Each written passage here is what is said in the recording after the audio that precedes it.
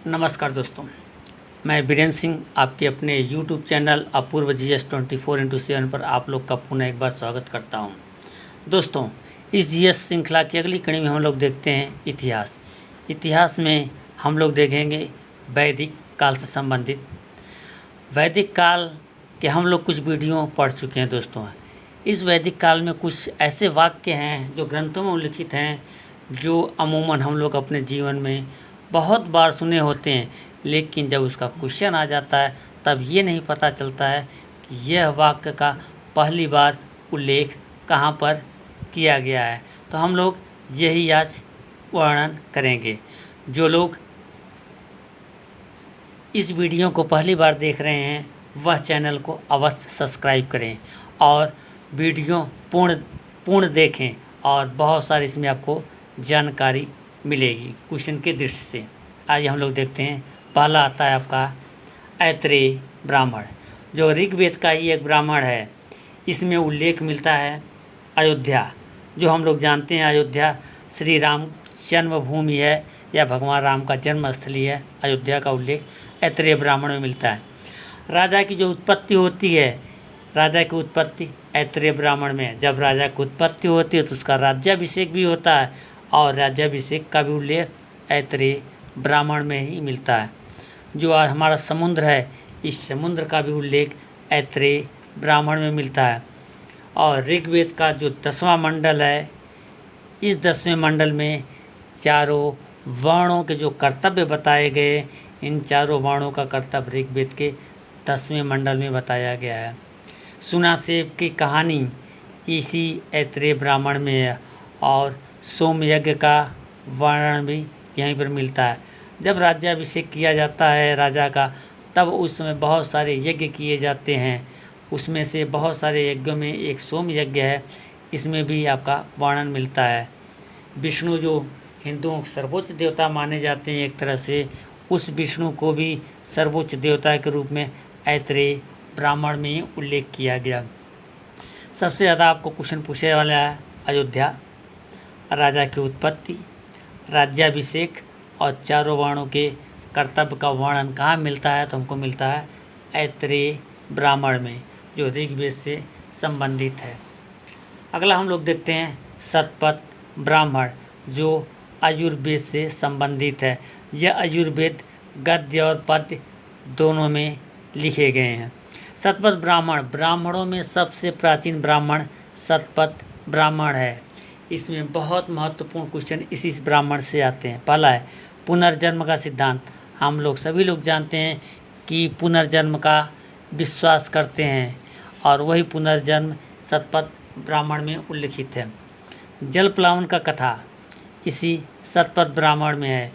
जो उत्तर वैदिक काल में राजा की सहायता के लिए 12 रत्नियाँ हुआ करती थीं, उनका भी उल्लेख इसी शतपथ ब्राह्मण में मिलता है। पुरूरवा और उर्वशी का संवाद भी यहीं पर है। विदेह माधव की कथा का उल्लेख यहीं पर है। विदेह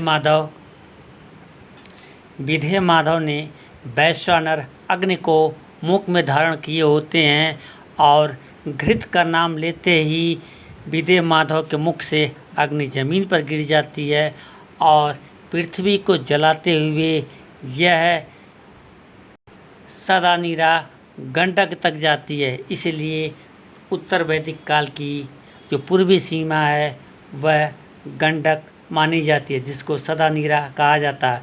और माधव के पीछे पीछे उनके पुरोहित गौतम राहुगण भी होते हैं, वो भी जाते हैं। अगला है वही सदा नीरा और रेवा का उल्लेख इसी शतपथ ब्राह्मण में है।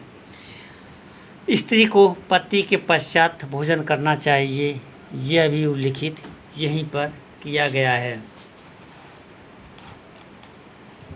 अगला है आपका बृहदारण्यक उपनिषद, जो आयुर्वेद से संबंधित एक उपनिषद है। इसमें कहा गया है यज्ञावलक और गार्गी का संवाद है। जब यज्ञावलक गार्गी से हारने लगते हैं, तब गार्गी को चेतावनी के रूप देते हैं और कहते हैं कि ज़्यादा बकवास न करो कि नहीं तुम्हारा सर तोड़ दिया जाएगा। और दूसरा है असतोमा सद्गमय तमसोमा ज्योतिर्गमय, यानी हमें अंधकार से प्रकाश की ओर ले चलिए, इसका भी उल्लेख बृहद आरण्यक उपनिषद में मिलता है, जो आयुर्वेद से संबंधित है। परीक्षा के दृष्टि से यह दोनों क्वेश्चन भी अति महत्वपूर्ण है। इसमें पुनर्जन्म का सिद्धांत है, जल प्लावन कथा है और विदेह माधव की जो कथा है उसका अति महत्वपूर्ण है ये सब। आगे देखते हैं हम लोग छांदोग्य उपनिषद, जो सामवेद से संबंधित है। यह सबसे प्राचीन उपनिषद है। जिस प्रकार सबसे प्राचीन ब्राह्मण शतपथ ब्राह्मण है, उसी प्रकार उपनिषदों में सबसे प्राचीन उपनिषद है छांदोग्य उपनिषद। इस छांदोग्य उपनिषद में देवकी पुत्र कृष्ण का उल्लेख किया गया है, और जो हमारे पहले 3 आश्रम हैं उन तीनों आश्रमों का उल्लेख भी यहीं पर किया गया है, ब्रह्मचर्य, गृहस्थ और वानप्रस्थ।